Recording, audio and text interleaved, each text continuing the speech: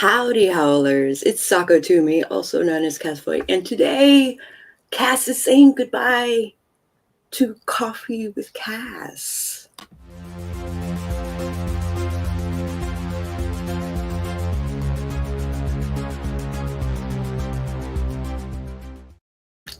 Only sort of.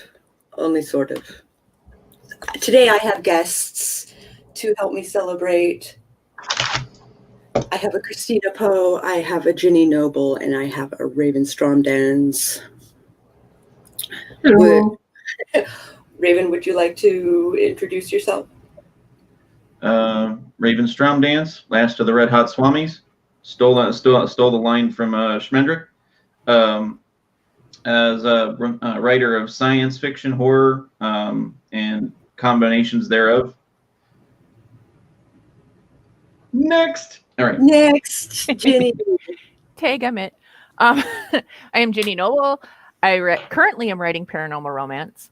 I write in different genres. You can find me on now YouTube, Twitter, and Facebook, and what's that other word? Instagram. So find me on all the fun little social medias. Hooray! And I would say Christina, but Christina is on mute and also busy with coffee and toddler things. There she is.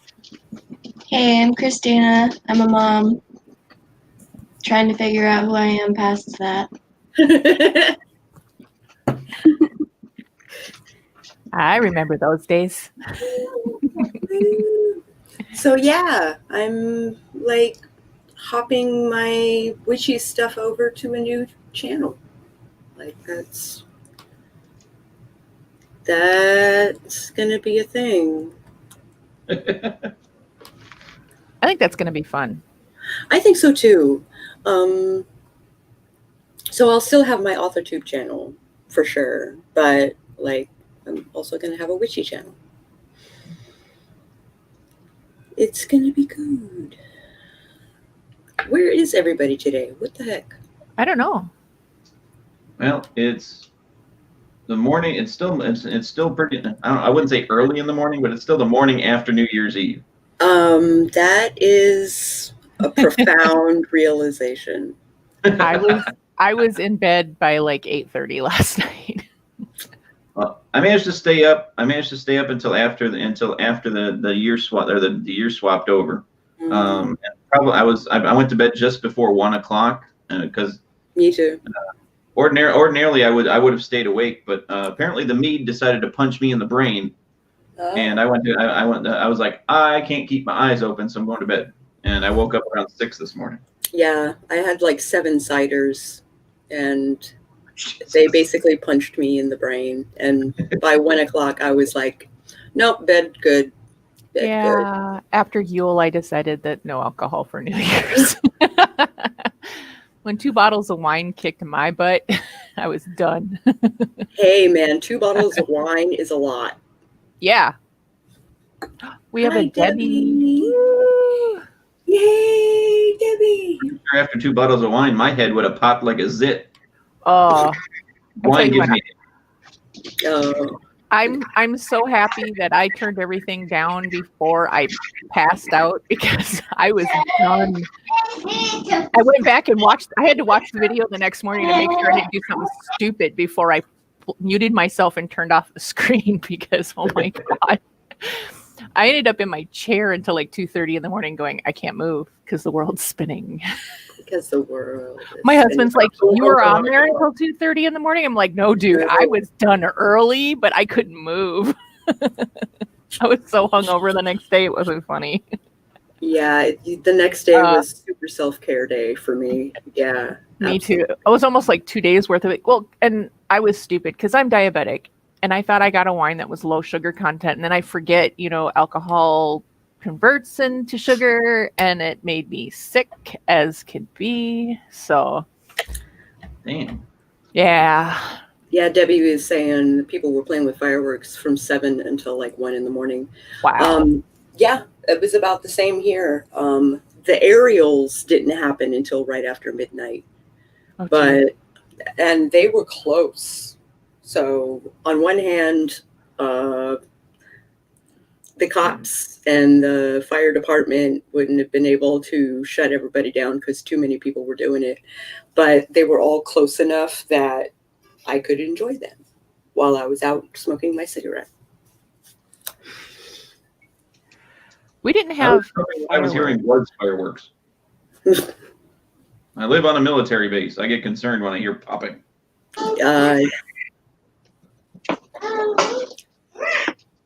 It took me like, when it started at 7, I was basically like, was that a gunshot or a firework? Yeah. The way it was popping, I eventually. was like, that sounded like a die motherfucker die, like sort of pull. Like, I got a call from my boss that said, "Hey, you can come pick up your paycheck early." So Dave and I walked down to go get my paycheck because I work like less than a half a mile from where I live. We walk down there and there's ambulance and then there's cop cars surrounding the gas station. Come to find out, some dumbass had started early. This was like 4 o'clock in the afternoon. They had started early and started drinking and pulled up to the gas station, almost took out one of our pumps, and they had to call the cops on him. So the cop took him in for a DUI at 4 o'clock in the afternoon. What a way to start your 2021. I know, right? whoa, well, go big or go home, I guess. Right? Well, and that's what's funny is, between the phone call from my boss and me walking up there was like maybe a 20-minute time period. So between that time, all this happened. Mm-hmm. And my boss is this really little guy, and they all pulled the guy out and getting ready to leave. And he goes running out of the building going, "They better not be leaving that car by that." And I'm like, "Yeah, Elliot, you're so tough." I mean, he's just this little tiny skinny guy, and I'm trying to, imagine him being tough to cops. My mom is the same way. Like, once upon a time ago, it was like 2010, I think. And basically, there was a SWAT altercation on my street where my neighbor went and held up a gas station at knife point. And so he used a knife, right? "Oh, just woke up.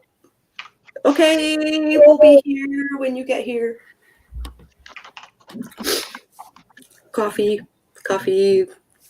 is part of the name.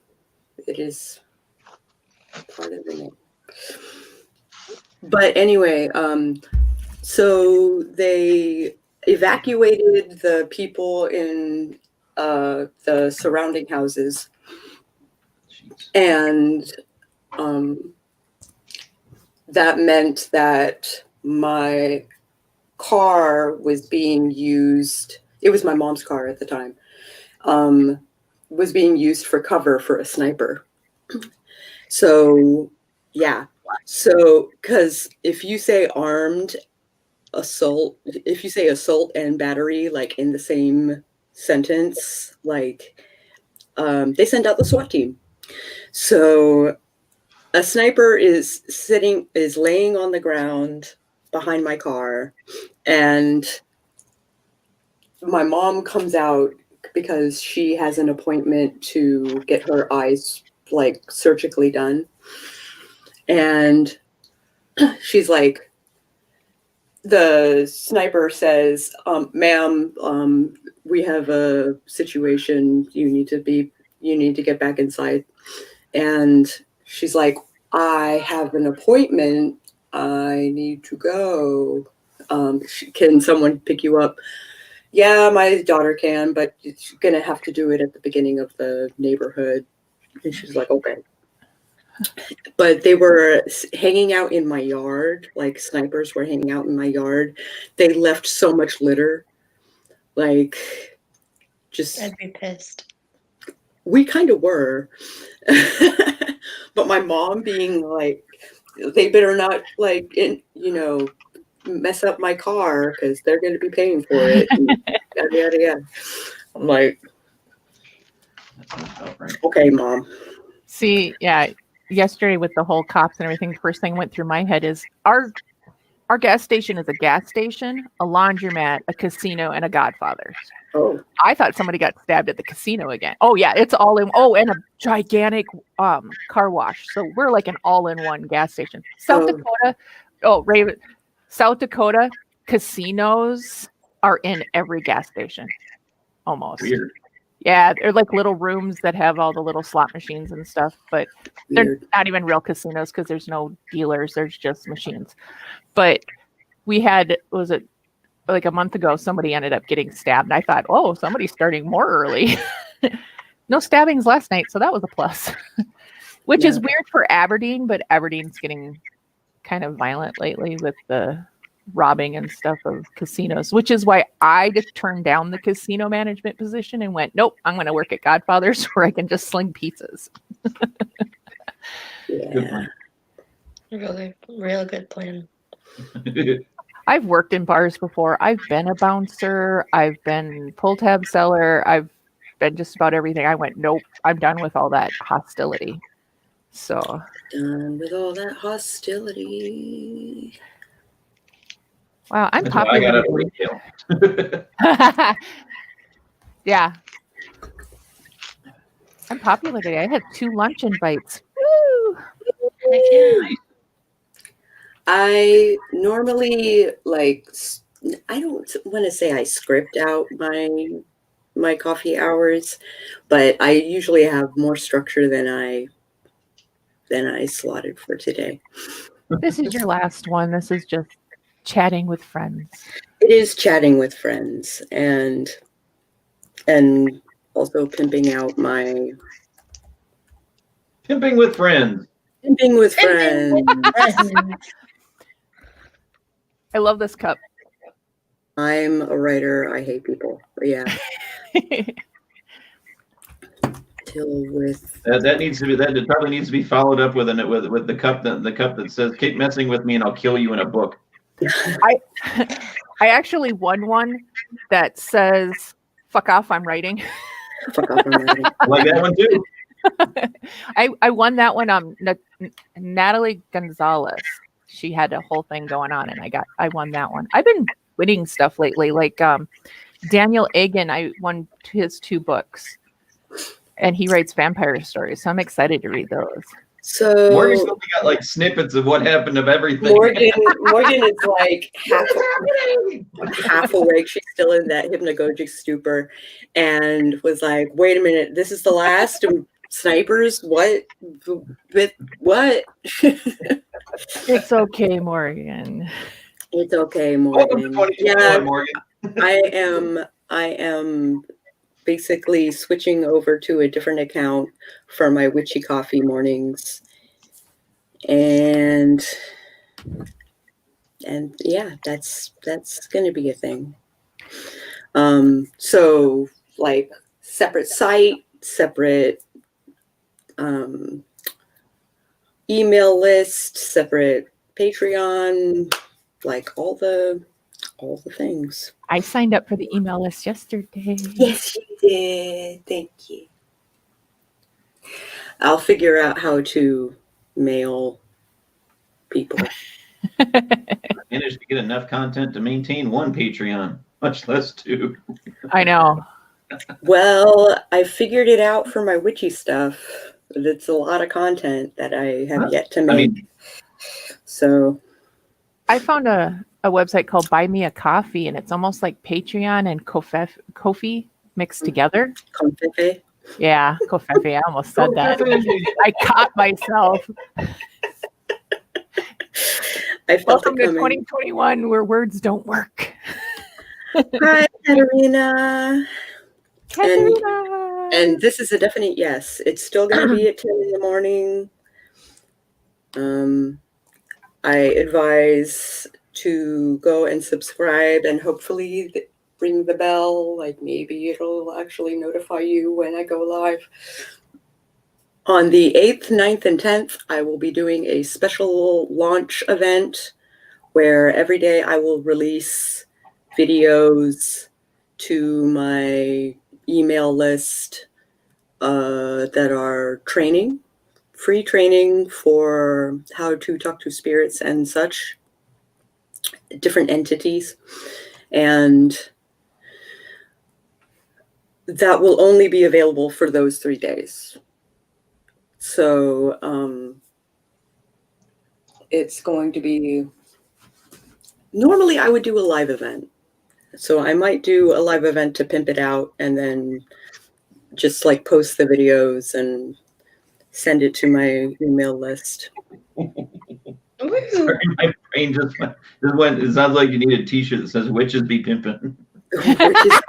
Witches be pimpin'. I have not had anything to drink this morning. I swear. Oh, now I've got it in my head. Witch sitting there with a cauldron and a bunch of little cats in bikinis.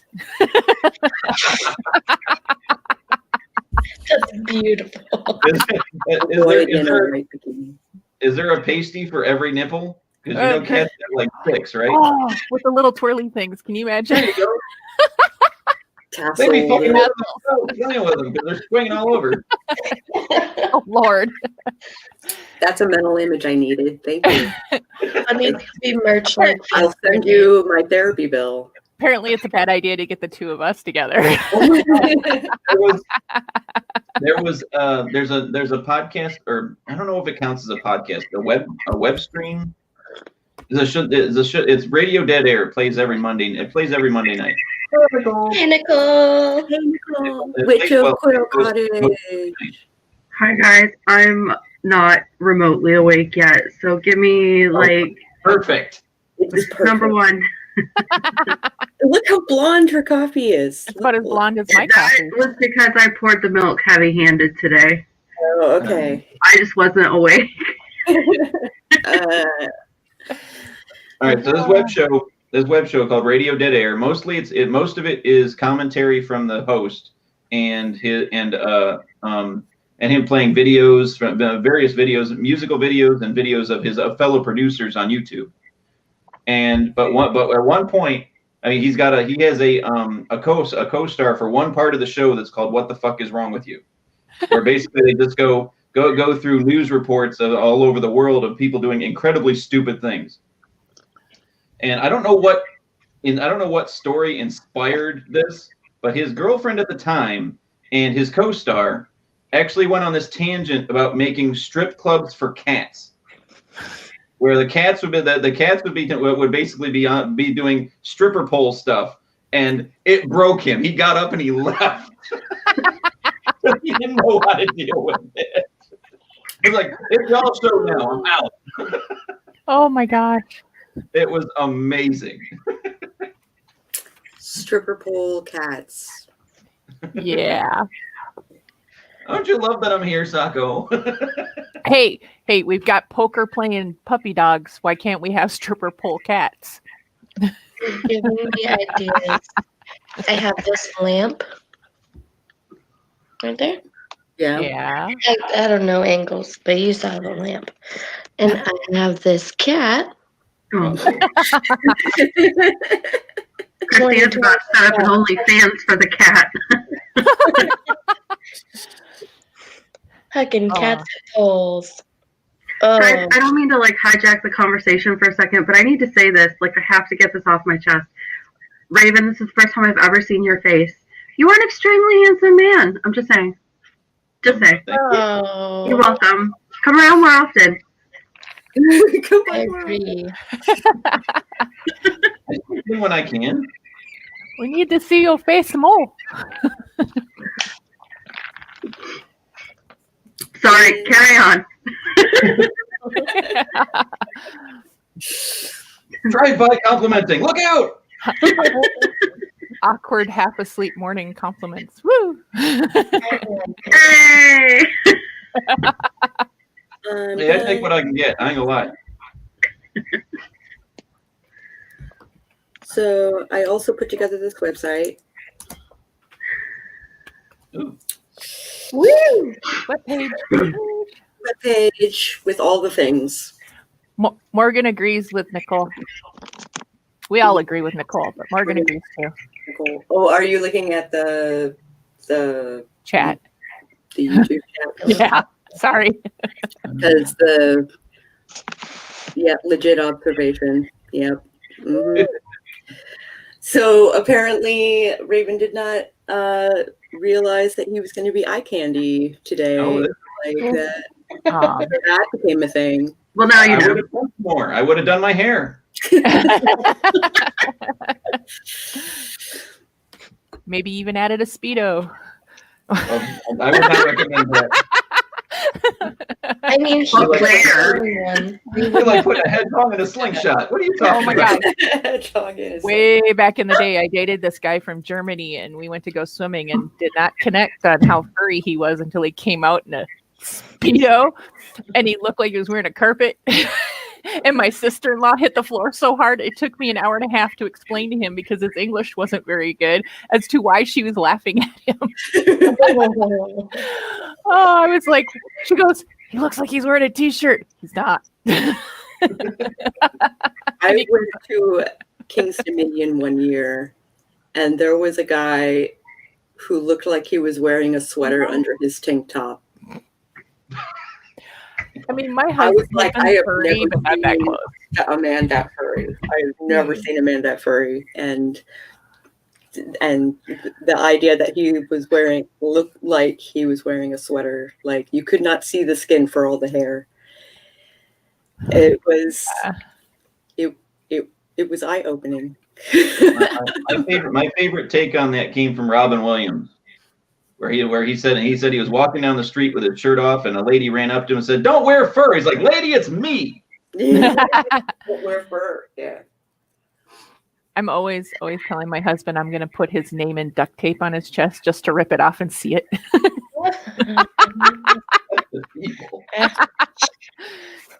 Well, I can't do Nair. He would stop me. So if I did the duct tape really quick while he's sleeping. Oh.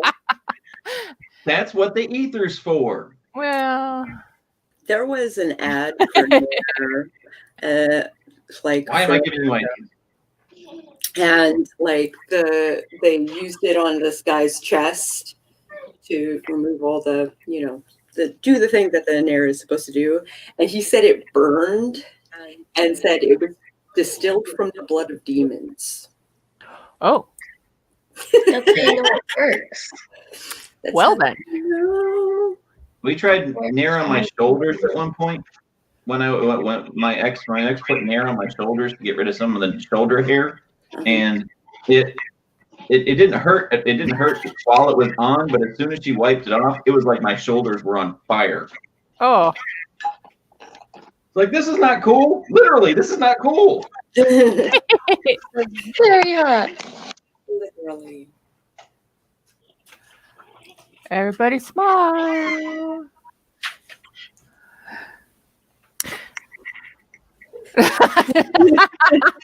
You can stop now. It's okay. It says I don't want to. Oh, Christina.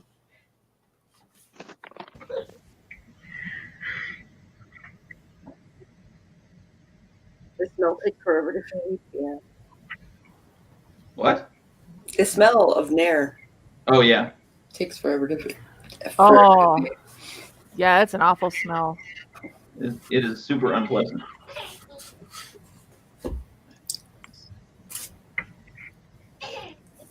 Oh my gosh. I have all these plans. Yay, plans are good. What have I done? What have I done? I know those feels. Maybe YouTube has authorized my YouTube account.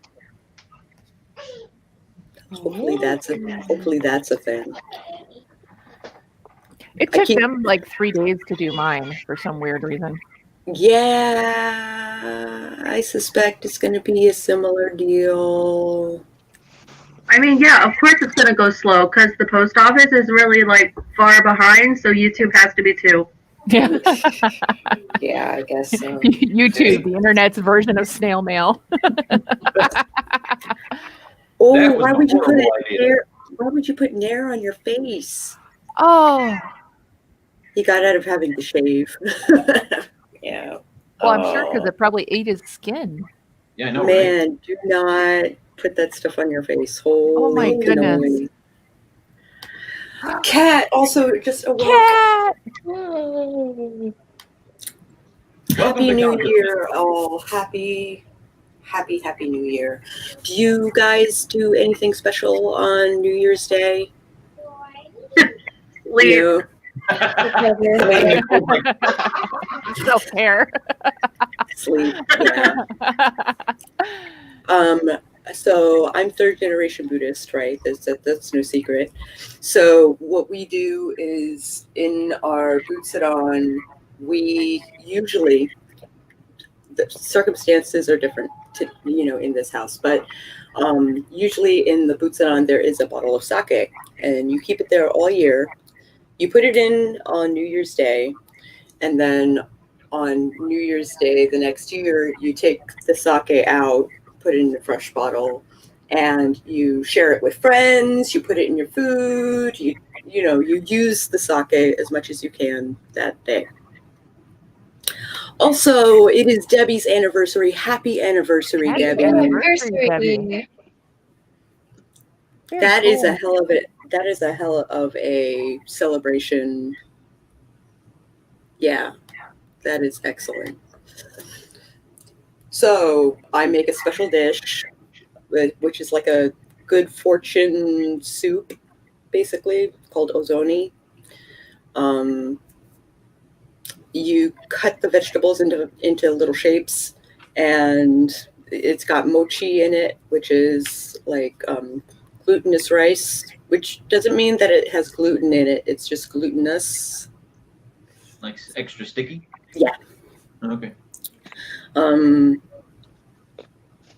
Yeah, so, and it's like a chicken base, usually, it's chicken and shoyu and miso and sake for the broth, which is crazy delicious, which is why you get a sake that doesn't suck. Don't use a wine or a sake that you would not drink on food. That is my advice. I don't know why, but every time you keep saying putting the sake on food, all I'm picturing is somebody pouring it into their Rice Krispies, and I don't know why. I mean, I wouldn't know, so I can't speak on how that would taste. Well, So it might be delicious. Oh, that is awesome. Do no harm, but take no shit I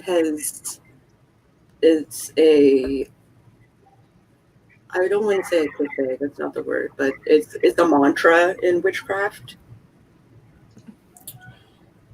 Dink. And it's nice to see it in a catchy rhyme. There's nobody in there, Lucy. Stop it. I just remembered it is also the anniversary of when my dad and stepmom started dating. They have been together since New Year's of my 7th grade, so about 10 years. Oh, cool. Happy anniversary to them. That's Happy. right. And that's when they started dating. So are they married? Is that a thing?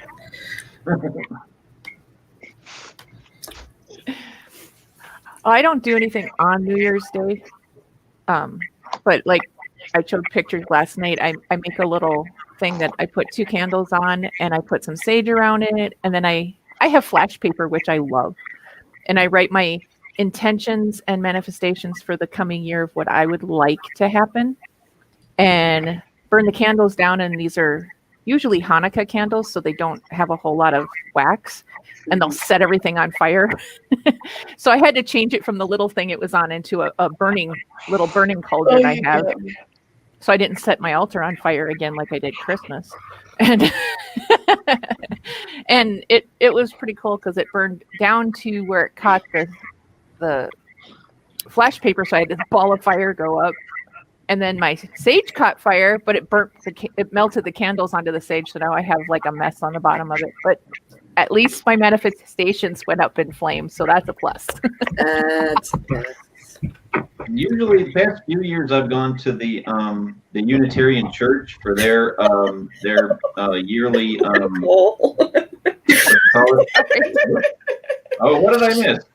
Nicole just like picked up a pillow and threw it very determinedly at a The cat target. is misbehaving. That target was gonna get it. Sorry. Universal Unitarian. I'm listening. Keep going. Well, the Unitarian Church here in Frederick usually does a yearly Me too. it's like a cleansing ritual and intentions ritual for the new year. And there's like, but I don't know. They're supposed to be doing it as a Zoom function this year. I don't know how that's going to work out because it usually had stations with people arranged at it that would walk you through particular rituals that they were doing for that for each different thing. So Doll has joined the Oh! chat. Hi, doll. Doll. I don't know if we should do another pass of introductions or like there are names. I think the names is probably simplest at this point. The names are probably the simplest. Also, hi, Doll. You are more than welcome to join us on screen if you want, or you can just the names. Yeah. Christina.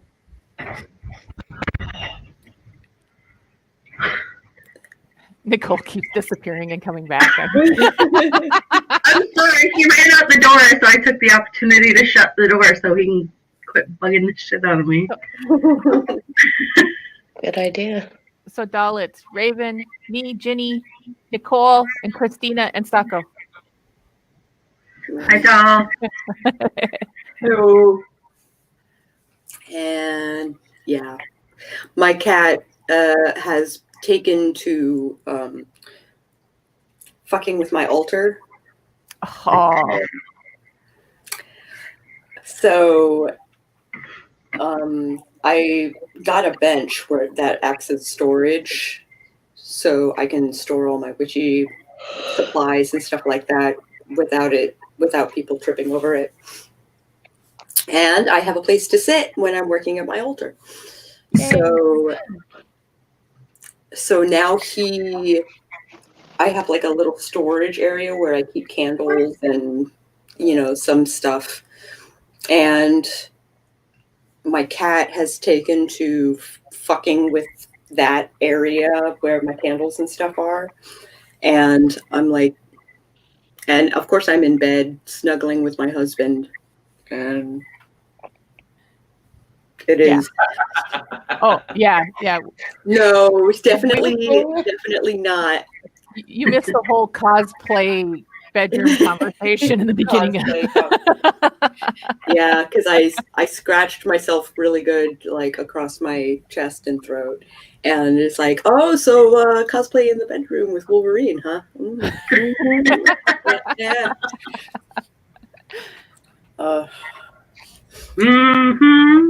I had a white Persian years back that used to like to walk past candles until he finally set his tail on fire one day.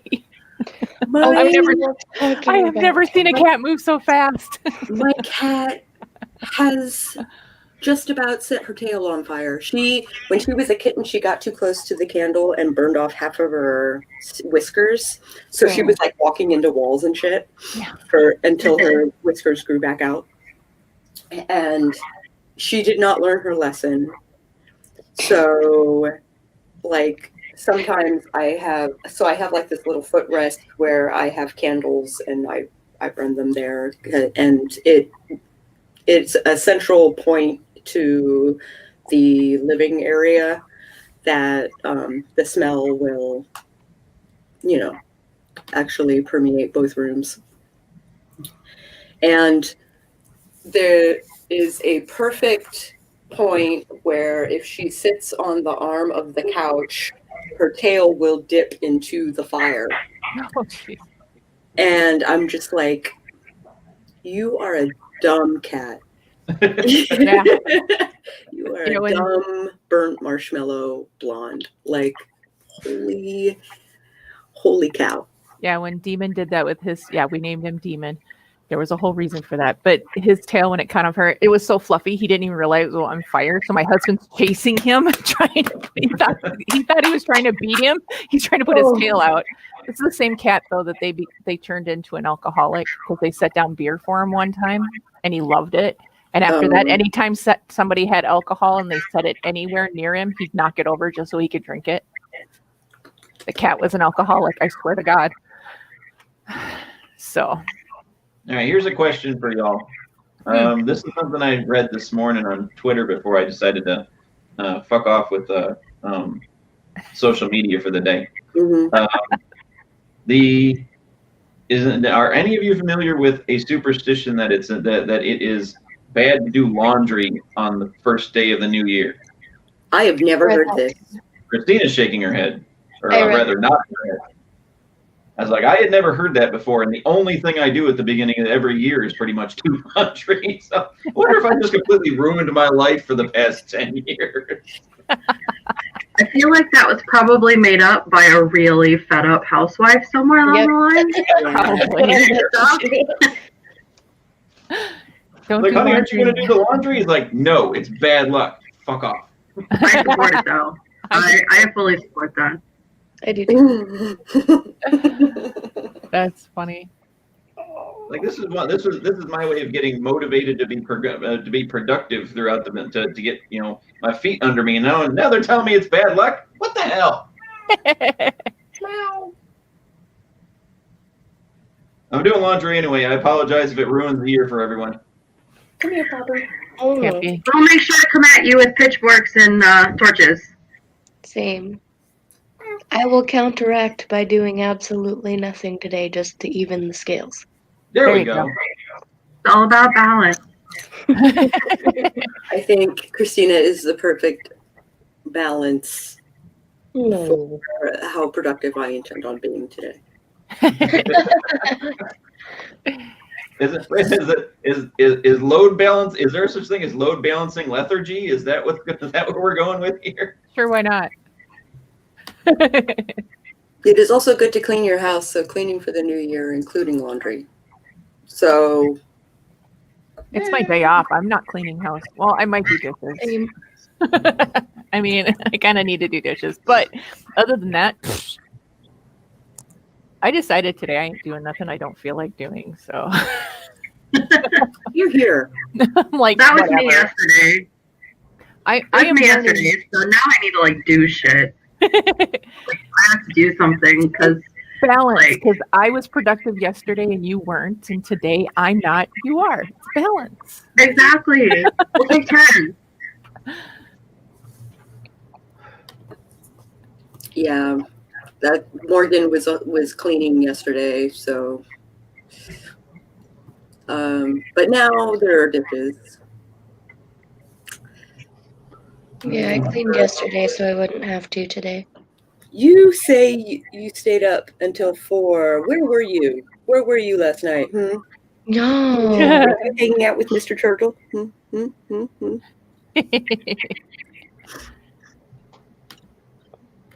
Doll intends to be productive today. That is hilarious.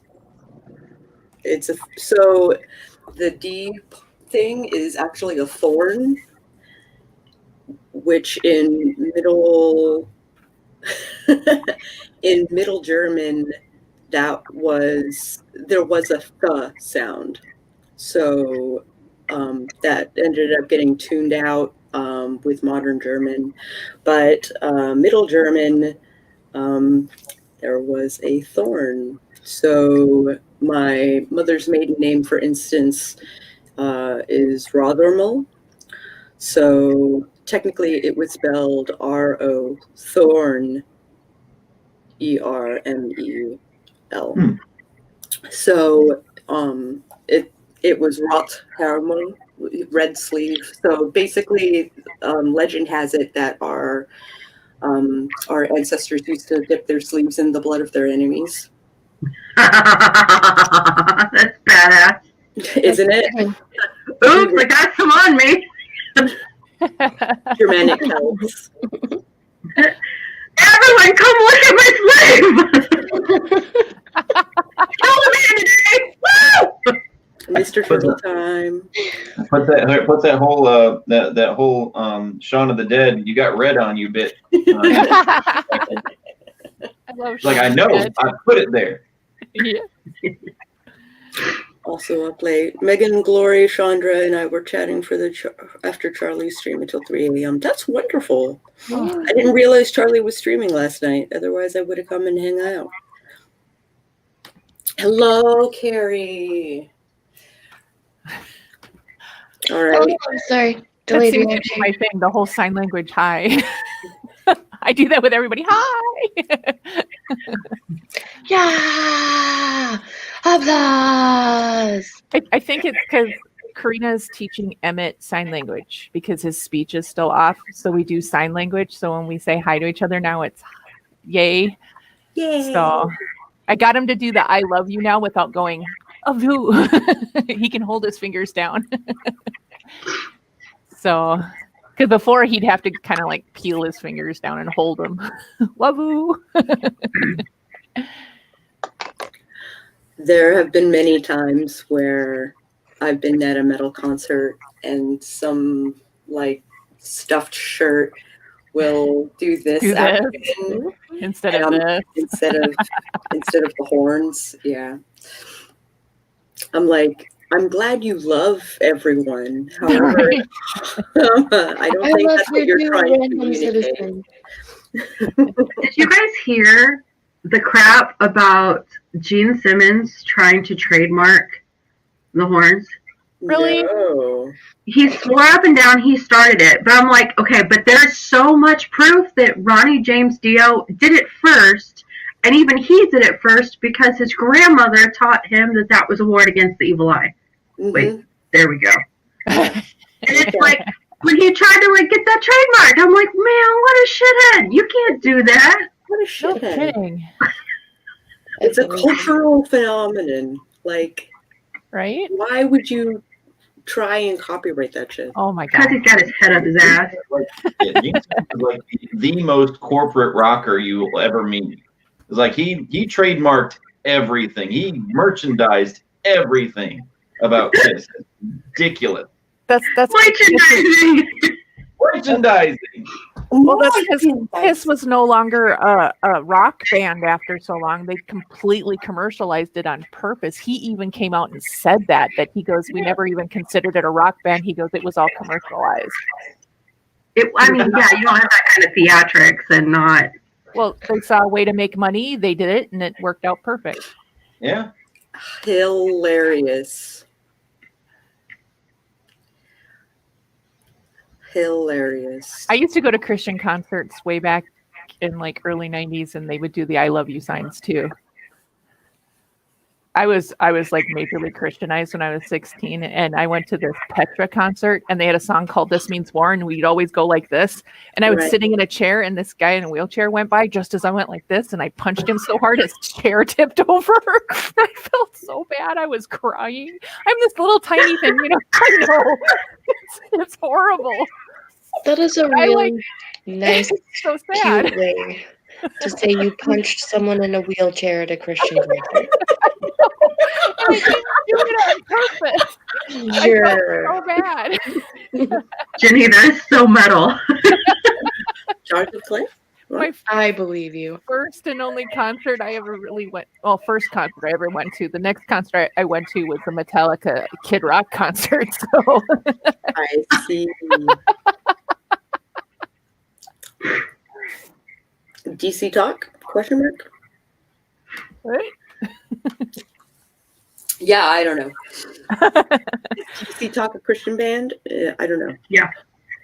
Ginny, Me Too, back in the 90s. Hooray.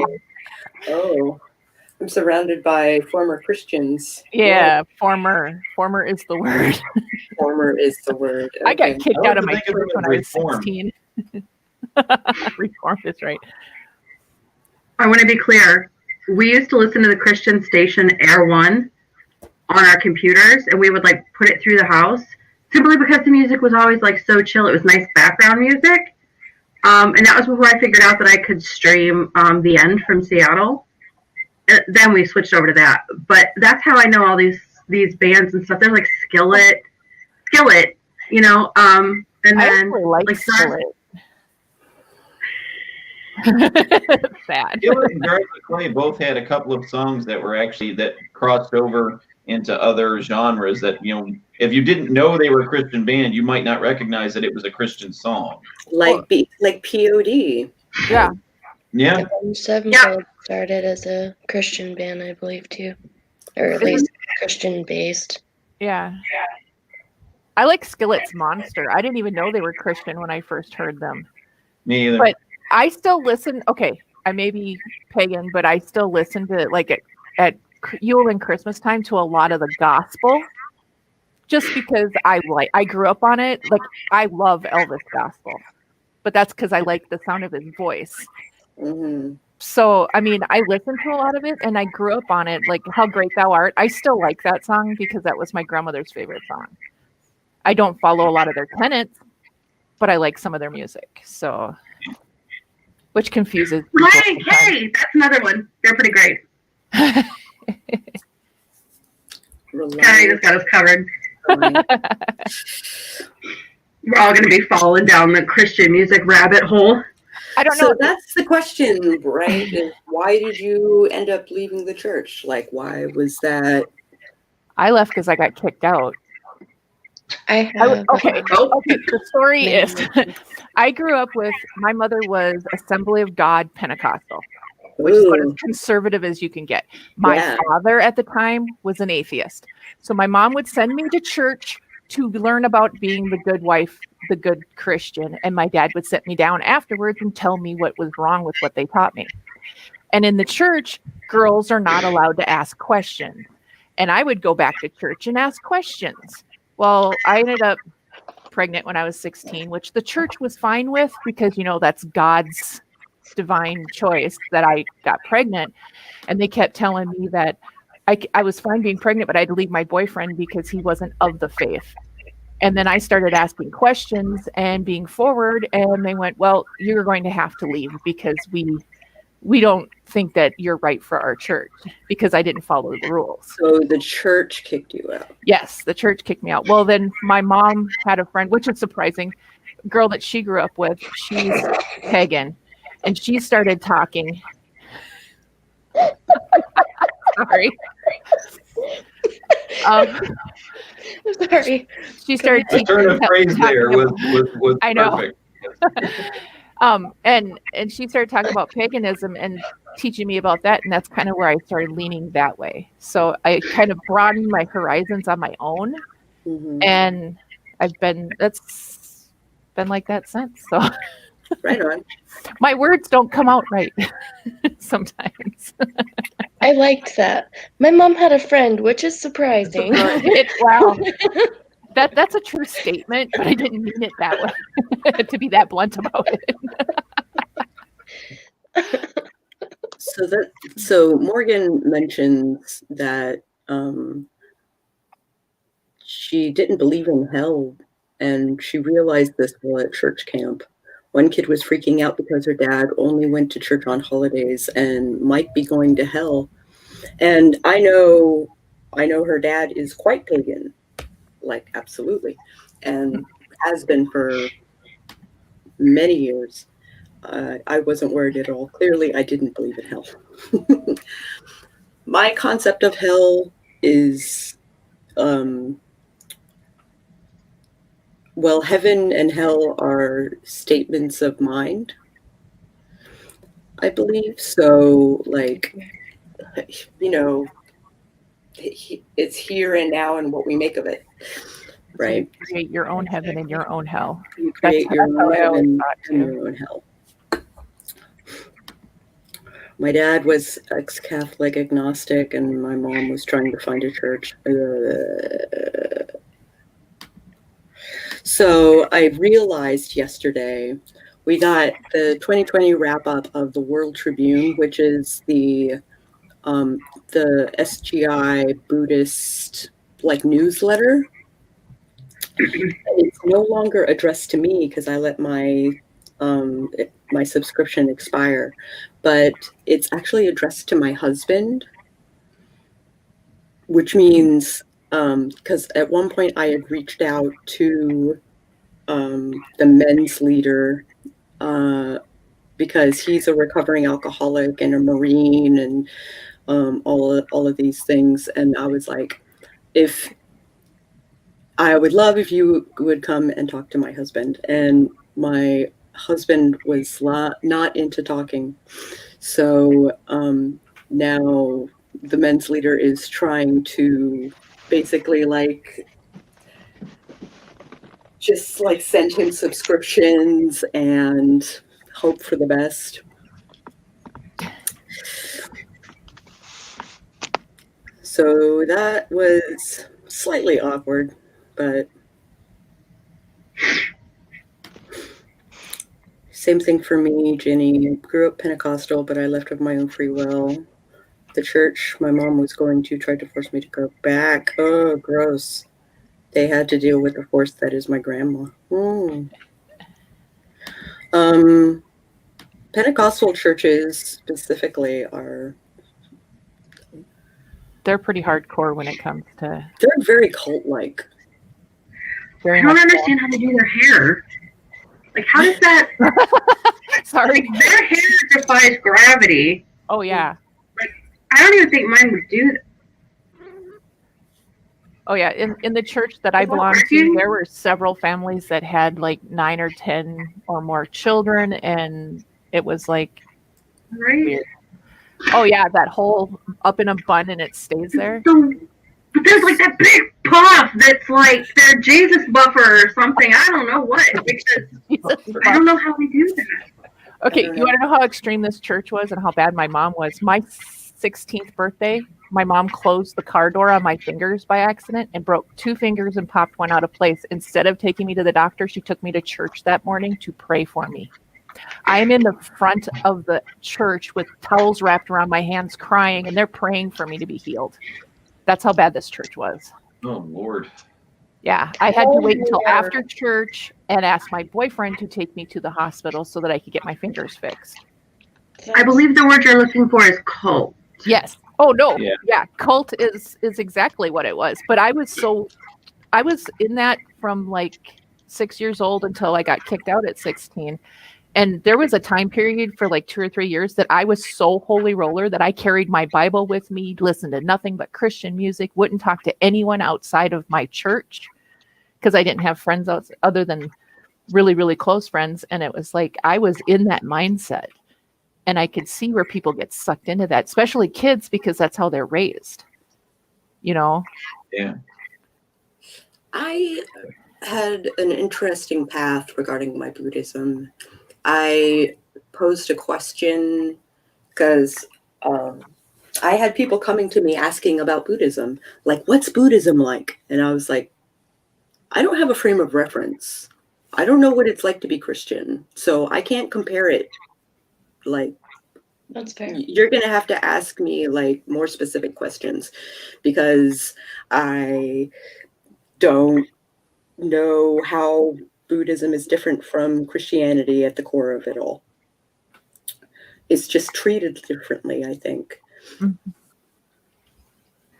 My folks were, one was my dad's an atheist and my mom is a Christo-pagan. So and they were like, yeah, figure it out on your own. So I was like, okay. Because they both came from Catholic households. And my dad came from a Roman Catholic household. Because my grandparents are like only second generation from coming over from Poland and the Ukraine respectively. Mm-hmm. So they were both. That's how my dad ended up with 9 siblings, 8 of which made it to adulthood. And so there was really, I think of my brother and sister, I think I was the only one who was actually christened. And that's like after that, my folks were like, fuck it, that's too much effort. And but it's like, no, I don't know that any of us, I think my brother and sister are both agnostic at most, and probably more atheist like my dad. I ended up more like Mom, where I was like, I went down a very pagan path, and no, but none of us ended up, remotely in the Christian realm of belief structure. Even though my sister actually married a Catholic. So that's how I raised my kids, is where they get to choose what faith they followed. They went to different churches. They knew my path, and they learned it all. My daughter leans more towards the pagan side. My oldest son, I'm not sure what he believes, but it's not one way or the other, I don't think. And then my youngest son is more pagan path than anything. So They think they're persecuted, and they want to be persecuted. Oh, right. So that's ridiculous.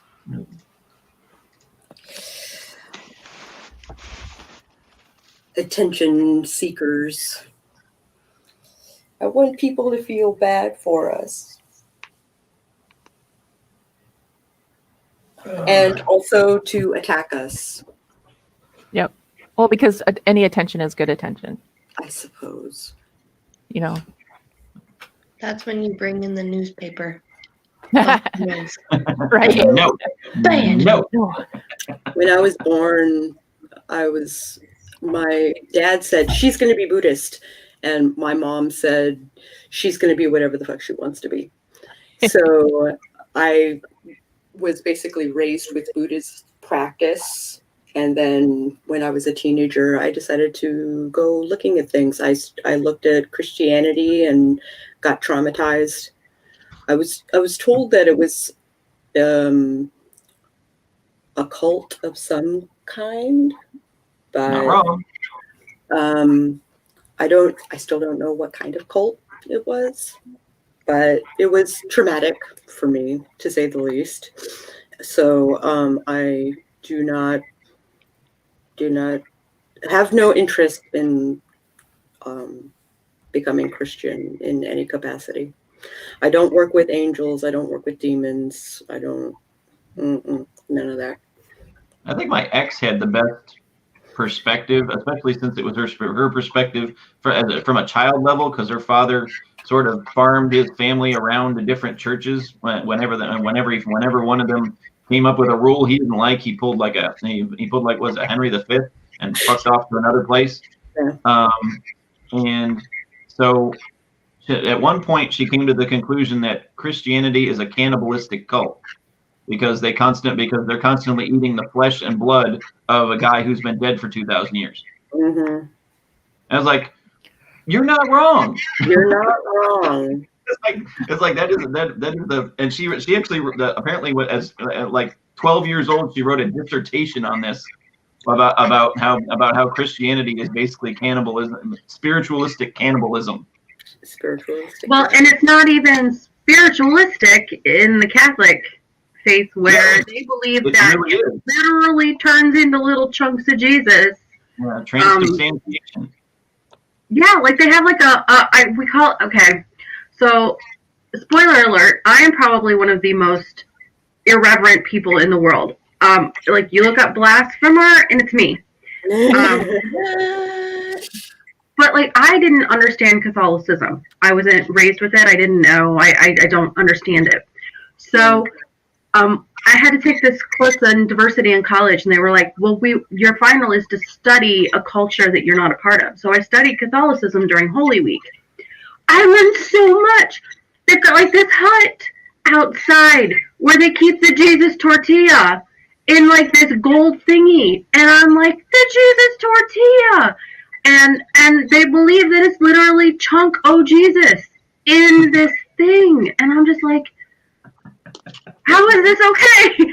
Like, shouldn't this chunk of Jesus be buried by your own rules? But like, I thought like he was above having a body. I don't understand. And then they eat it, and I'm like, this is frowned upon.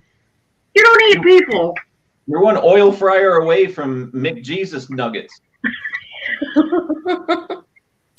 Exactly. So Catholicism befuddles me, but I'm like, that is the most pagan Christian respect there is. With the candles and everything. Love it. Raised Catholic. So Carrie is like Catholic. Retired deacon for a dad. But in the home, we were encouraged to respect other beliefs. Well, we appreciate that. As long as you're not slaughtering babies, believe what you want to. Well, there were many people who thought I slaughtered babies. Like I was accused of sacrificing babies. I mean, when I was a teenager. And Katerina wants some McJesus nuggets.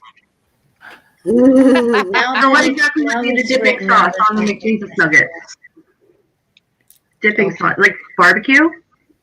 Sweet and sour. Barbecue doesn't seem right. Ranch dipping sauce? Ooh, Southern. I'm from the Midwest and I can't stand ranch.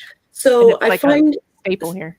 So I find this sentence very interesting in that Morgan says, "I was raised Southern Baptist, but with peace and love and acceptance," implying that Southern Baptist meant, that it's not standard in their practice to practice love, peace, and acceptance. And our communion was done in remembrance of his sacrifice. Left when he retired. New guy was excluding and church politics BS. Yeah. Barbecue of Christ. Sorry, I just saw that one. Wow. Katerina's just running with this idea. I was like, she's going to have her own franchise by the time this is over. I mean, written out reading McJesus nuggets, it just sounds like testicles to me. Oh, jeez. They sound delicious regardless.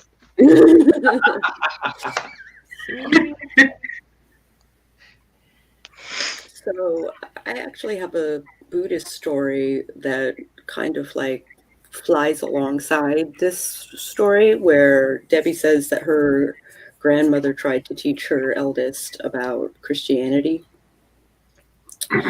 And my grandfather was a mover and shaker in the Buddhist community. And I was 25, and I had lost 5 friends in as many years. I went to 5 funerals, and on the 5th funeral, I was like, I need to be a better Buddhist. I need to get my shit straight. And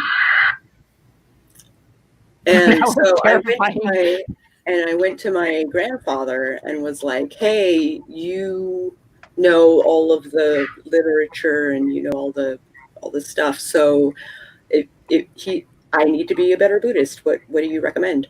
And he was like, oh my God, that's fantastic. Here is a whole bunch of literature and tell me what you think of it. And I read all of it, and some of it was very cult-like. Some of it was basically like it was a simple pamphlet that basically said that you weren't supposed to associate with people who weren't Buddhist. So the way around that is to make everybody in the world Buddhist. And if everybody in the world is Buddhist, then we have world peace. So that's the concept of Kosen Rufu. So that was of the days when they did door-to-door, and they did the airport pamphlets and, all of that stuff, when this was in the 70s, right? And so I read some of that and I was like, Grandpa? And I showed my dad, and my dad was furious because the method of going and trying to bully people into being Buddhist is called shakabuku. And not bully. I love that name. People trying to convert people. is called Shakabuku. And we are now in a generation and age where Shakabuku is considered an evil. Like, you don't do that. Yeah. You don't club people over the head with Buddhism and try to do the things. Hello. Hello. And there he goes. Kind of like your videos. He just pops in and pops out. Pops in, scares the shit out of me, and then disappears. I still love my favorite one is where he was outside the window. In the window. That was the best. Freaks me out. Ugh. That's always one of my biggest fears, is to just look out a window and see someone looking back at me. Like, ugh, heebie-jeebies. What made it even worse for me, though, is I didn't know he did that in the moment. I didn't see it until I was editing the video, and suddenly there's like face, and I'm like, ah! Which he thought was hilarious. So my dad like flipped his shit at his dad and was like, you how dare you teach my daughter Shakabuku? This is disgusting. Why would you do such a thing, et cetera, et cetera. And my grandfather is just like, she needs to read all of the stuff and decide for herself what she's going to believe. And my dad just didn't get it. He was just so mad that he tried to indoctrinate me into doing Shakabuku. And I'm like, no, I get it. I prefer to read the stuff that Nichiren actually wrote. Like, we have a Jesus too. He's the last Buddha, right? Except ours could write. So we read his teachings every morning and every night. And he did a bunch of literature. The Lotus Sutra is like, there are translations in like a bazillion different countries. It's originally written in Japanese, right? So the translation is kind of wonky, but they try their best. And that is like, I try not to read books that, there are very few books outside of Nichiren's original teachings that I will read. The Buddha in Your Rearview Mirror is one of my favorites. It's basically about like what happens when you start losing faith. He can really run fast. Yeah, no kidding. That would make me nervous if he was sitting in my back seat. I could see him on my rearview mirror. There's someone in your back seat, and it's the Buddha. Well, it's the sequel. It's the sequel to The Buddha in Your Mirror, right? Oh. Which is the concept that everyone is capable of becoming the Buddha. Everyone, right? So the Buddha in Your Rearview Mirror was basically reteaching you like why you were into it in the first place. Oh, okay.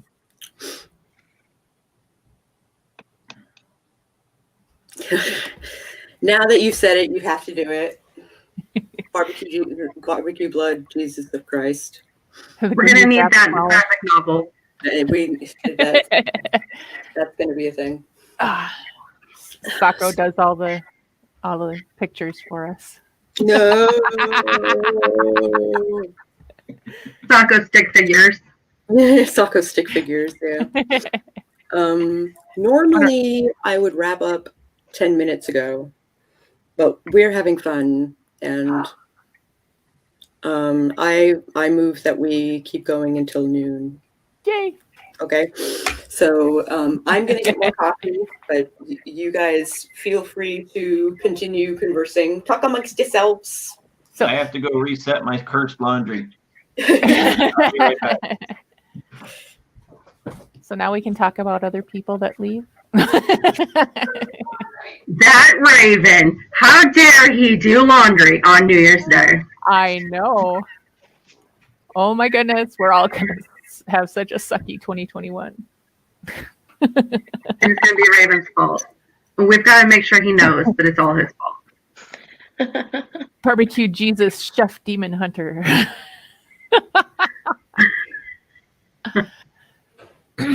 That's funny. Yeah, my husband's always told me that if I go back to Christianity, that is one way to get divorced real quick.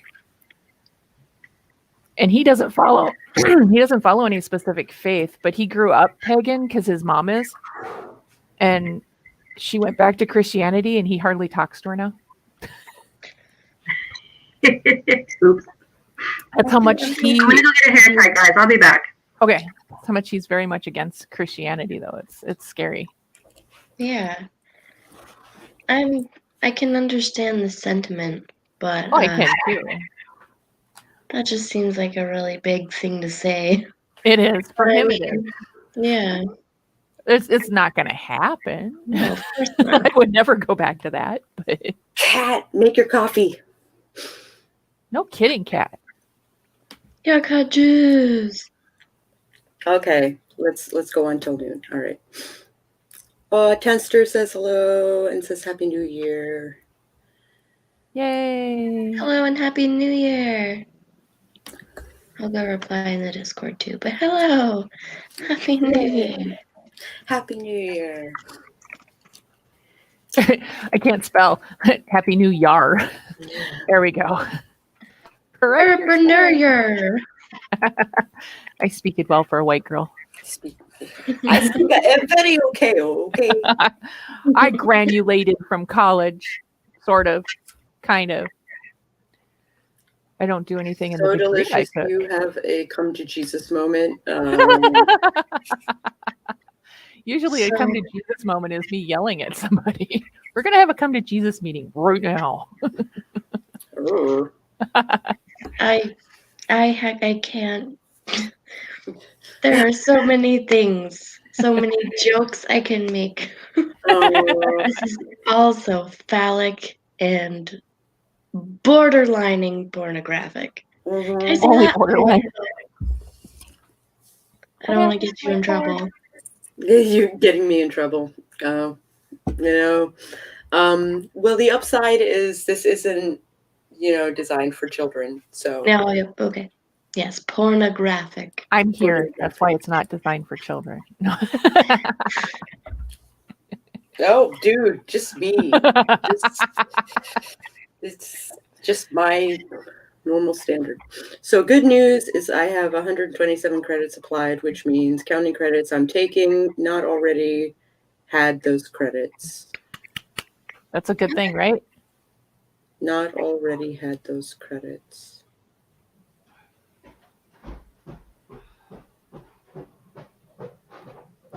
I'm having trouble understanding. Sorry. So you have 127 credits. And 127 counts the ones that you're currently signed up for.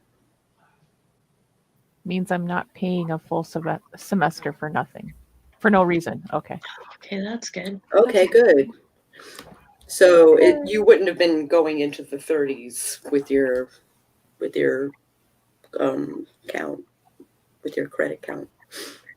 So what are you graduating with? Like, what's your major, man? Creative writing? Like, I think Kat wants to be a librarian. That would be amazing. You should, at least I think that's what the comment was the other day when I was talking to them. Ooh. Bachelor's in classics.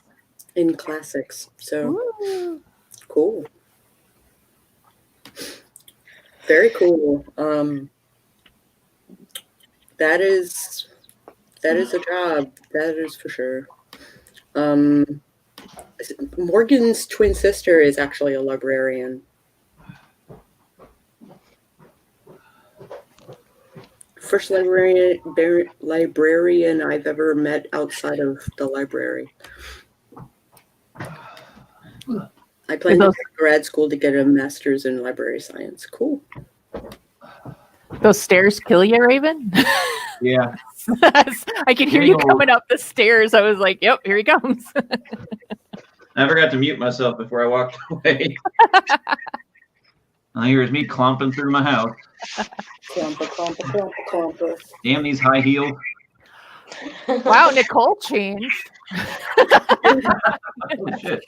Transferred the hair from the top of her head to the face. That's quite a change. I'm impressed, and I want to know what your secrets are.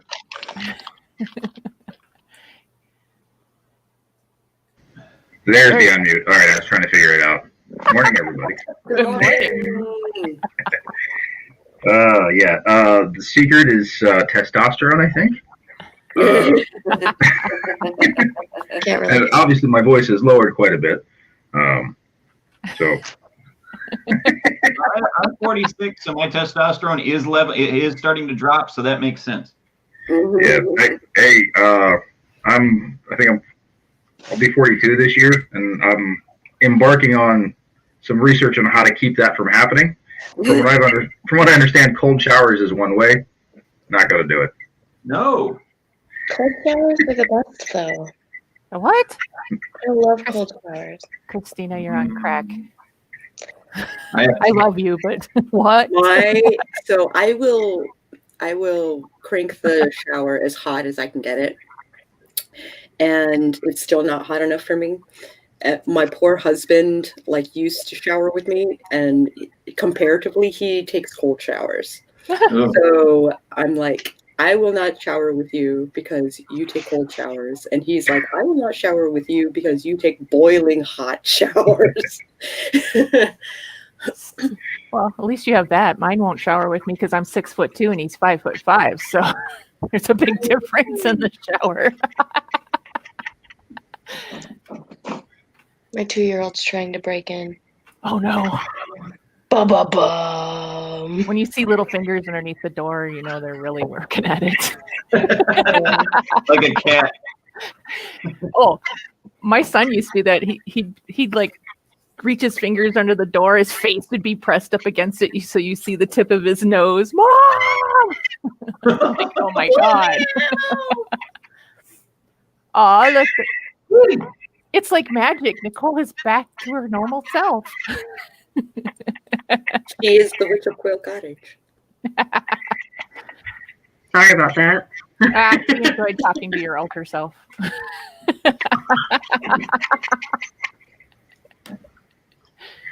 Life in the summer, being outside, getting all sweaty, coming in and taking a cold shower. I actually take a hot shower when it's hot outside because then my body will actually try to cool itself. And it feels cooler when you get out of the shower then too. It feels cooler when you get out of the shower. Yep. Mr. Turtle says that my showers make him pass out. So hot showers are life. Yes. I agree. Hot showers are the best, but I turn it just as cold as it gets when I'm done washing myself. I used to do that. It's actually better for your skin and hair if you do that. I just like the way it feels. I don't know about benefits. You just broke your TV. Oh, Uh-oh. that's not good. I don't have Bad it. bouncing phone. I don't understand. My parents didn't have central air until the grandbabies were born, so I'd take a cold shower, jump into bed, and then I could sleep until I dried off and started to sweat again.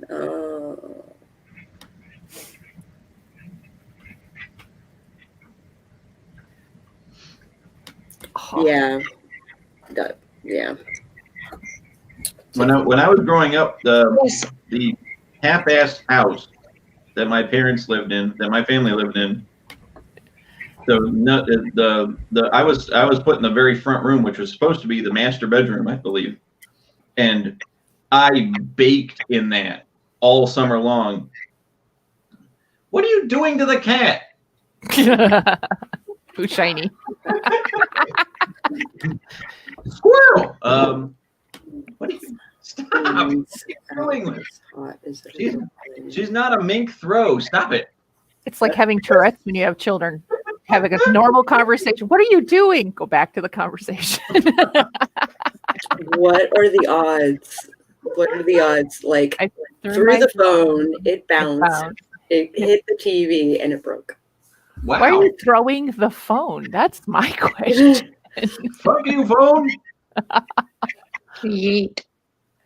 Did you eat your phone, or did you like? Like a simple Drop it? toss it onto the bed, or Of course, we're all theater geeks. I'm not, but I was I behind play the along. scenes. Get out. Take it till you make it. I was behind the scenes, so I did pictures and makeup Yeah, and I did stuff. too. Yeah.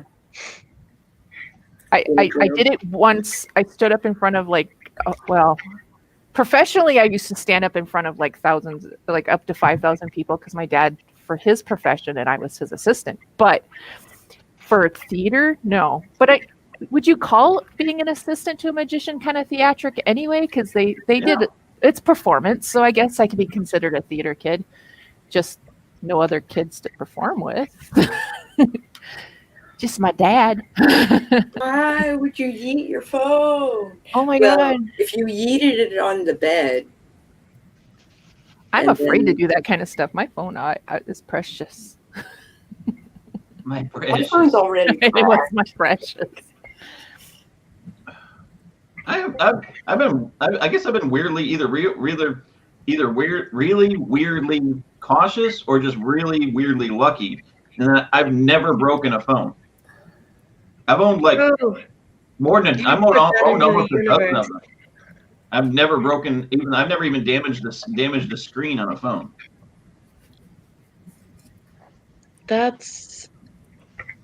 I would go knock on wood if I was you. I've never broken wait, I can't say that. My first day working in a kitchen one time, and there was a grease bucket, and I pulled my sweatshirt off, and my phone fell out of the pocket, flipped in the air. It's like slow motion too, because we all watched it flip in the air and land in the grease bucket. Oh. And I stood there staring at it going, I am not sticking my hand in that grease bucket.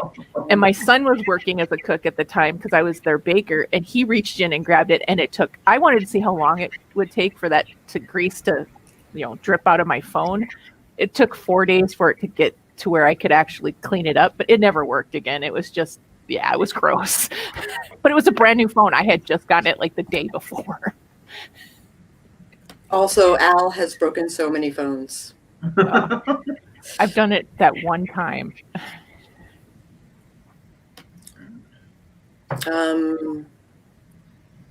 I have yeeted my phone after getting Understandable. off the phone with Social Security. Oh yeah, you want to yeet a person through a window on that one. One of these days, I'm gonna go and finish my name change. But trying to get in during the pandemic is like not happening. Oh yeah, I feel that. It was bad enough when it wasn't a pandemic. Getting in was a nightmare. My phone's fine though. So the phone is fine. The TV is broke. Yep. Priorities. Priorities. I don't have a TV. I have 2 monitors. I don't have a TV. Priorities, right? I used to have my computer hooked to my 42-inch television, so that it was basically using that as a monitor. Yeah. But that was when I played all my games downstairs in front of the television. So. Yeah, Dave keeps trying to talk me into getting a big 60-inch TV to hook his computer up so he can play his games on there. On a 60. Yeah, it's not happening. It is a nice experience. And Oh, then, I'm sure it like, is. Surround sound, like headset. Like I just bought him an amazing surround sound and receiver for his computer for Christmas. So I just didn't get him the monitor. So I have like a Turtle Beach headset that has no like volume thingy where you can like, adjust the volume on it. And it has surround sound. So there's give and take. And for Christmas this year, my husband got me a new headset, a Bluetooth headset. And I don't know, it's more noise canceling, but I don't know if it has like surround sound or like what's up. It's just an excuse to get a better TV. Got a projector last year. Put it on the side of the house or the wall or whatever, and Maybe that's what I should get him. Get him a projector and just give him a wall. You can have that wall.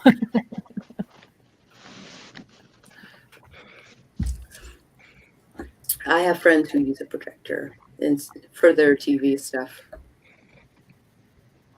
I mean, I'm not saying I play video games too. I just bought Final Fantasy 15, and I'd like to see that on a big screen, but I'm not going to go out and buy a big TV that I'm only going to use for video games. I would totally do that, but I can't put a bigger TV in this like area. Like, it just fits. It has been amazing to have during the pandemic. I definitely recommend getting a projector and screen. It's about around the same price as a big TV, 10 out of 10.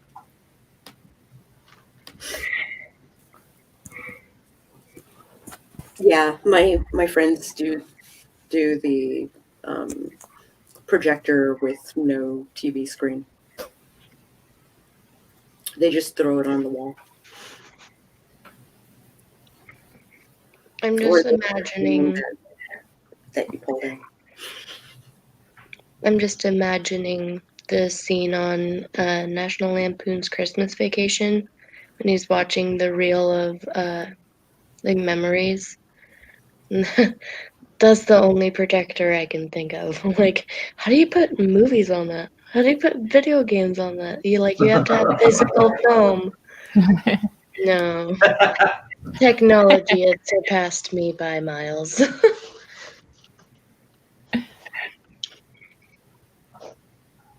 Yeah, with the projector, with the surround sound, like headset, like that. I wonder if getting a projector would get someone in the UK around the TV tax. TV I tax? know they have a TV tax in the UK where it's part of I believe it's part of the structure that supports the BBC. Oh. Like if you own a television, you have to pay a tax to own the television, and if you don't pay the tax, or at least it used to be, they would take your TV away. That's Weird. ludicrous. And this is why back in 1770 whatever, we were like, that's ridiculous. We threw all that tea into Boston Harbor, and we don't have a TV tax. Boom. Later.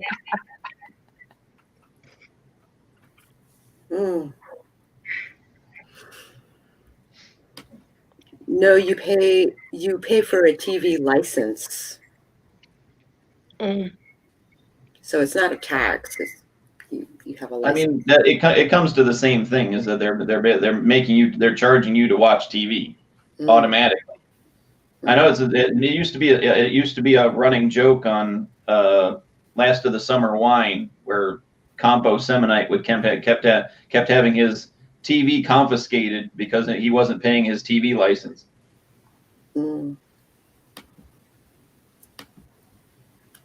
Also, yes. Good morning, Bonnie. So Bonnie and I hung out last night and got lit.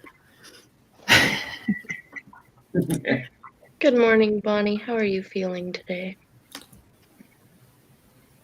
So it is less about watching the network TV and more about watching Netflix and stuff. Yeah, Ella's in the UK. Yeah. Yeah, we don't have cable either. There's no point. We don't watch anything live. Yeah, except for cartoons, and I can watch them on Hulu. So.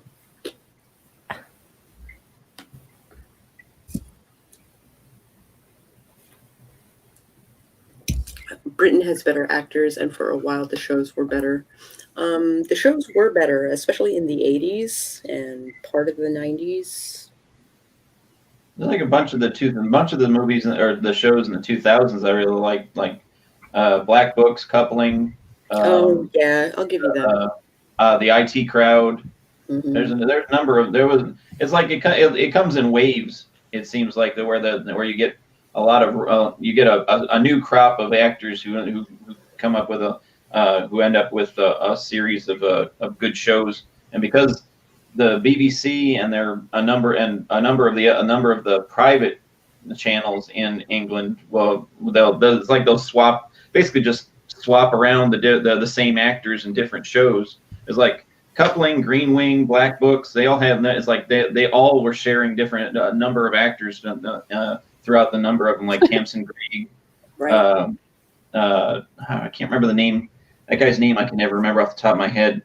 He was a redheaded dude who ended up as an extra on Black Books, but he was a regular on Green Wing. And they did a bunch of things like that. Simon Pegg did a bunch, is like between Spaced. Simon Pegg. Yeah. Nick Frost, bunch of that. It's like I'm not quite an Anglophile, but I do. There's a lot of British television and movies that I really enjoy. I want to know what Christina's playing with. She's playing with her food. Yes. And she's muted. There we go. It's orange. Oh, it's an orange. Okay. Like an orange slice and split it in half. Hands up. I don't know. Nicole looked like she was getting held up there for a second. All I saw his arms. Kyle's going outside. I was like, hey, while you're out there, will you bring me back a stick? In Canada, they have funding to make shows, and that is why American Studios buy Canadian shows, because they can give money to the Canada show too, and the production value triples. Ah. I love you. Imported Viacom. Yeah. Probably the same thing happens for British shows that come to American TV. So it's good to know Nicole doesn't. Sorry, go ahead. Okay. I was going to say it's good to know that Nicole doesn't need flowers. All she needs is sticks. Sticks and jars. See, sticks, jars, and rocks. Sticks, jars, and rocks. When I hear somebody while you're out there, go get me a stick, I just picture somebody catching the switch. I have a jar. That shows how old I am, I guess. Go cut a switch. My husband brought me home a jar of sage the other day, so I was pretty happy. He goes, "Look, dead leaves in a jar."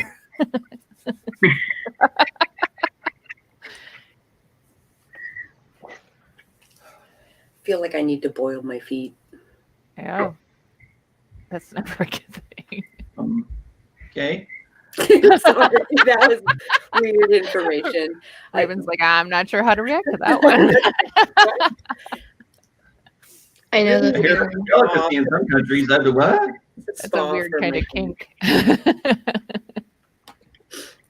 We watch Netflix and Amazon. We also have Hulu and Disney Plus. I do BritBox because I like British shows so much. So that's one of the things. I got Hulu, Netflix, and BritBox. And I've got Shudder. Prime. I've got Shudder as well. I should get Shudder because I like horror. I like horror and dark movies, but and it's got pretty much everything you could possibly want to watch. Yeah. Thank you. You guys just reminded me that I signed up for CBS Prime or whatever it's called for the 7-day trial and haven't turned it off yet. I just wanted to show my kids Beavis and Butthead. Oh. And they were pretty much like, what the hell is this? And I was like, that's valid. It's great, but you're not wrong. So now I can go turn off the CBS thing. Thanks for reminding me. I need to get on DVD the two Liquid television shows from MTV, the Head and the Max. Mm-hmm. I love both of those, and I keep meaning to purchase those, and I keep forgetting to. Yeah. I think they're still available to buy on Amazon. Hello, No, Spence. It's Miss Spence. Miss Spence has joined that. Yay.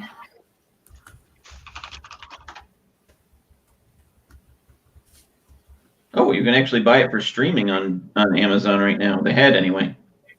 Oh, okay. Unexpected. Unanticipated. All right. When you said the head and the Max, the first thing popped in my head was Max Headroom. Max Headroom. Do you remember him? I loved that show. I barely remember that show. The only thing I remember about Max Headroom was when he had Cher on the show, and she's and I guess he was like coming on to her, and she's like, "What are you gonna do about it? Are you gonna take me out?" He's like, "To the moon and back, bitch." You're like, holy crap! He called Cher a bitch on television. Holy crap! See, I used to love that. We're the same age, Raven, so you should remember that stuff. Make me feel like Well, the problem is that it wasn't one of the things I watched. It's like I knew he existed, and I caught little clips of the show, but I never actually watched the whole show. Spence, we are doing a special 2-hour episode where I pimp out my website and her friends. and we just chat. This is a very special episode of Cast Voight where she pimps out her witches. Well, I wasn't going to be pimping out my witches, but we're witch and pippin'. Hi, Tiny. Happy New Year. Hi, Tiny. Happy New Year, Tony.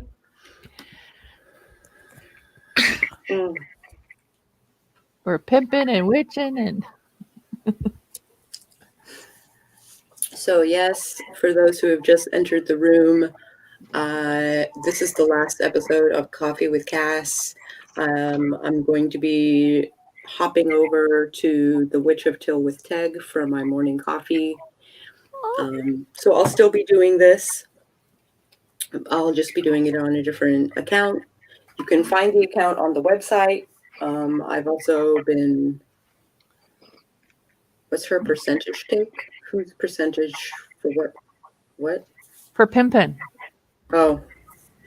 What's your cut? More like, what's our cut? She gets all of it. We're lucky. 70%. Taco gets 70. We get candles. She gets all the herbs. An occasional toad is thrown in there once in a while. Like literally thrown. Just don't lick them. The lecture series continues. Well, I don't lecture. I mean, I'll still be reading this, beginner's book, and we're just wrapping it up. We're on the last chapter, and then I'll read the. What's the next book? The next book is probably the Psychic Witch, or oh, you son of a bitch! Stop. Sorry. All I heard is. So I also have the House Witch, which is that book yesterday. Like creating a magical space with rituals and spells for the hearth and home. And it's by the same author of The Green Witch, which I also have. I'll probably do the House one. Spence says she's really looking forward to the House Witch. Okay, cool. I like that one. I mean, I would obviously, but I like that one too. Mm-hmm. It's my shtick. Mm-hmm. I have yet to find a book that is my shtick. I feel like, what was it called? Weave the Liminal almost had me until she was like, that space between wake and sleep. Like, the science has never investigated it. And I was like, Really? I'm like, they call it hypnagogia. That is the scientific term for it. There is science based around it. I'm really looking forward to that. Yeah. I can read it for free on Amazon Prime. Cool. So if I like it, I'll buy it. Cool. Yay! So that is what's coming down the chute for the morning coffees. So that's still going to be like, I'm still going to be doing my daily coffee. But I'm also going to be doing membership via Patreon. Woo! For coven things and classes and meditations and readings and like a whole bunch of cool like tutorials and a whole bunch of cool stuff. So I am offering my services and not being so willy-nilly with my services as I've been in the past. It's a good idea. Well, I consider it like, doing a trial run with you guys to see like what you guys thought and whether it was helpful and all of that jazz. So it'll be fun. Yay! How convincing I say that, right? No, it will be fun. It will be fun. It's It just is. something new, and you're worried, but I think it'll be amazing. Yeah, I think it's gonna end up well. I think so too. The only thing I'm worried about is like the workload that I'm giving myself. Once I do the work, it's done. Like, I can update it if I want, but like in general, once I do the work, it's done.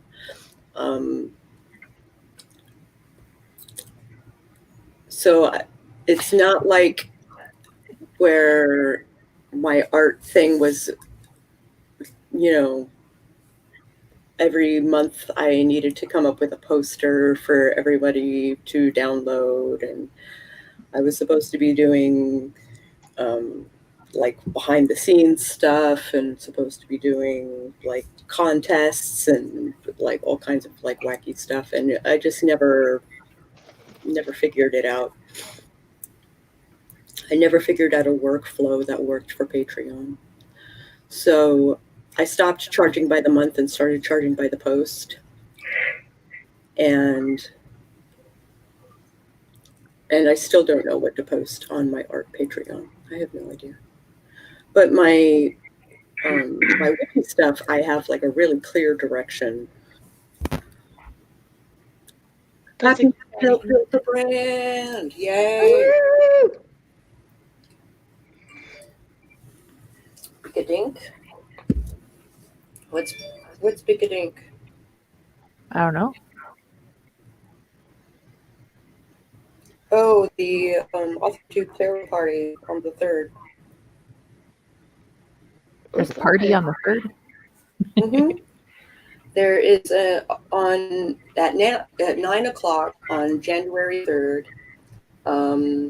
Zara Hoffman is hosting the AuthorTube Tarot party, where she will have a bunch of us tarot enthusiasts, and we'll be doing sprints and stuff because it's Cool. Zara. So just do something simple and execute it really well. That is what I'm trying to do. So I'm going to try and bank on people just joining the coven and just work on that as it comes. If someone signs up for the mother or the crone, then I will make that content as needed. I love playing with Patreon on the inside. I have no idea when I'm going to be putting it live. Maybe never, but I love daydreaming about it. Aww.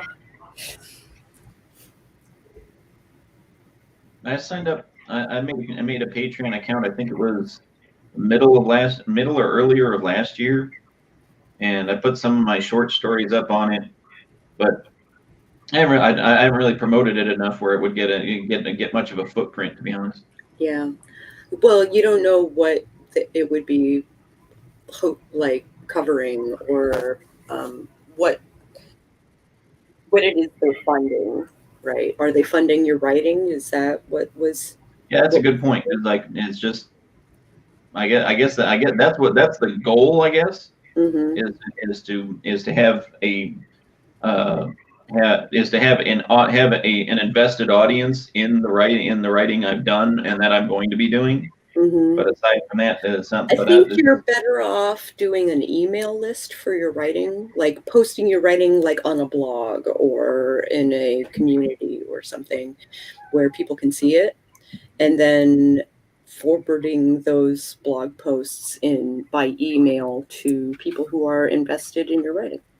No, as it stands right now, the stuff that I've got on Patreon doesn't have a paywall on it. It's like I took the tiers off. I took the tiers off and just said, screw it. This is where I'm posting my stuff if people want to find it. Cool. But you gotta actually like make it visible. Yeah, I know that's the next step. Post it on social media every once in a while, like.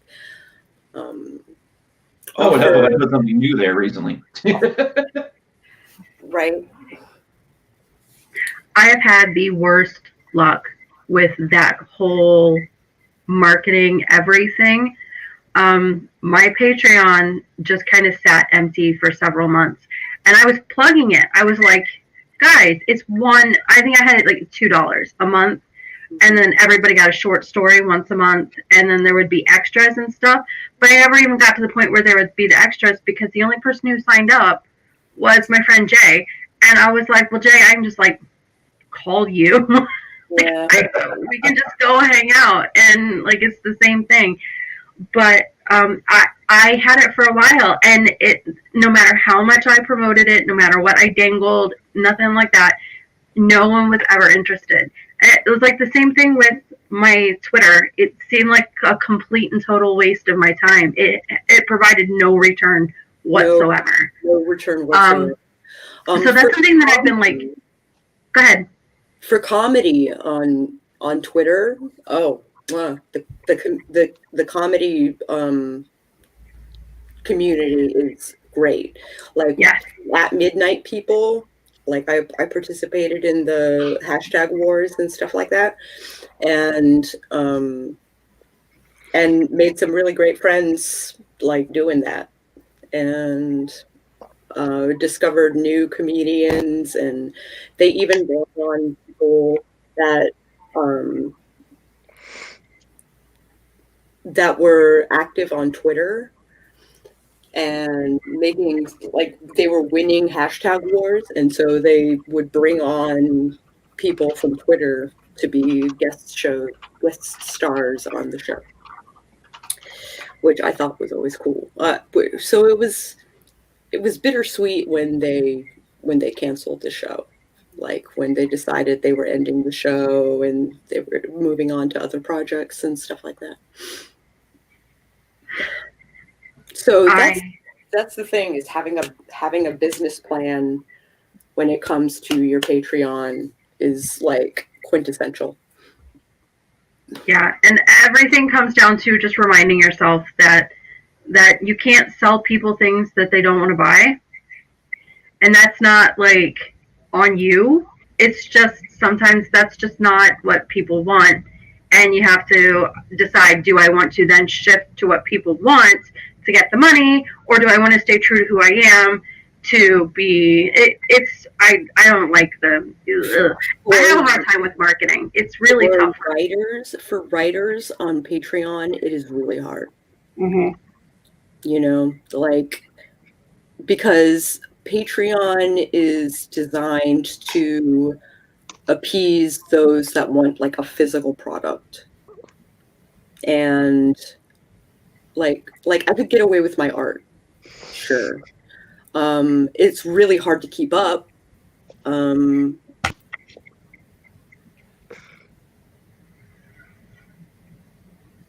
Why does my mic unplug?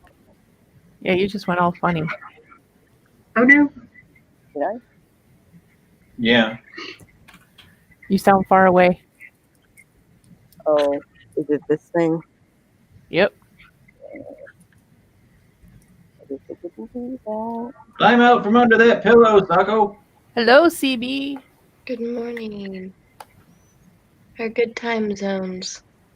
Good. I That's a like good that one. one. Good Yeah, I time needed that. zones. I think I got that from Sage.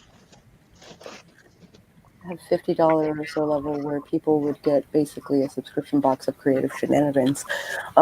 Exactly. But the idea of doing that, like, let's say you have 50 subscribers. How would you put a cap on how many people would do a $50 thing? Like, Yeah, I don't know. the restricted tier thing is something that is interesting that I don't know that when Patreon first launched, people were doing that, but as it progressed, that's definitely something that expanded out. It was like, okay, I'm gonna put 5 of these available because that's how much of this particular content I'll be able to put out for that price, and it's like that's how much time, that's how much, it's like it's very cost to effort ratios you really have to work out when you're building these tier structures. And I just never managed to work that out, especially considering the only thing I was doing was basically my short stories and putting out my own writing in sort of a serial format. Because like it doesn't easily fit into the structure that Patreon, the structures that Patreon offers. yeah. So, make a subscription box is in the spreadsheet, right?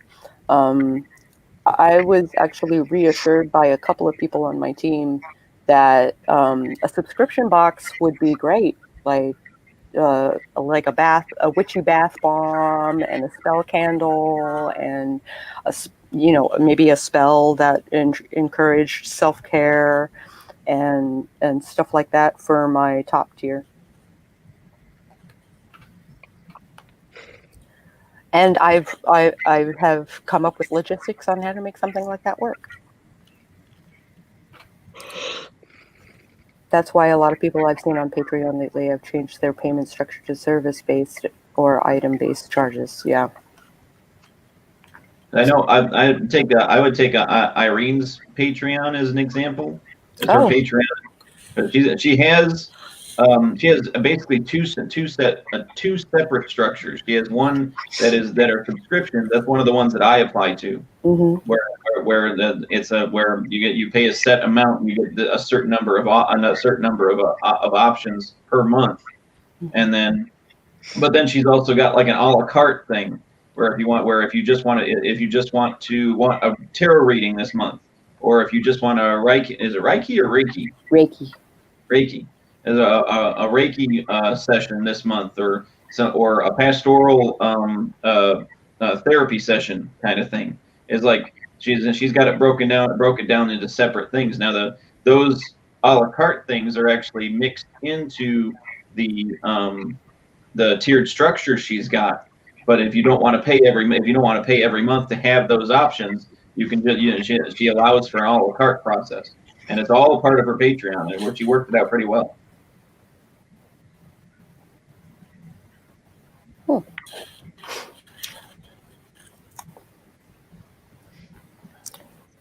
So also CB mentions that are you taking international postage into consideration? Absolutely.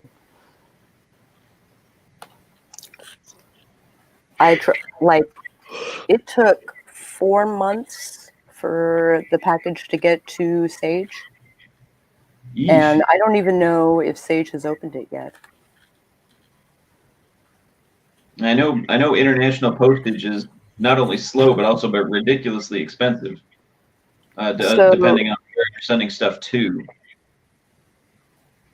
So Bonnie just sent me a thing. Oh, where wonder that. Sorry. Don't hang on Instagram enough. While Sako is looking that up, guys, my battery is about to die, so I'm heading out. Everyone, Happy New Year. Sako, I'm very sorry to hear about the demise of Coffee with Cats, but I'm super excited to have it over at the new place. So, bye, everybody. Bye. Hooray. And then there were 4. Yeah, I'm actually familiar with that formula, Bonnie. I am taking a class on conversion rate and figuring out profit and all of that hoo-ha. Because this is all stuff that I do anyway, right? So, where I came from originally from a school that does not charge for witchy services, I found out that is part of the witch wound, and it is something that keeps witchcraft an occult thing. Like, it's never going to become mainstream if I keep devaluing witchcraft and its services. I'm a Patreon stalker. I routinely check on my favorite creators on Patreon, even if I don't support them, just to see how and what they're doing. Yeah. Sure. I do the same. Love you, Nicole. Yeah, we do.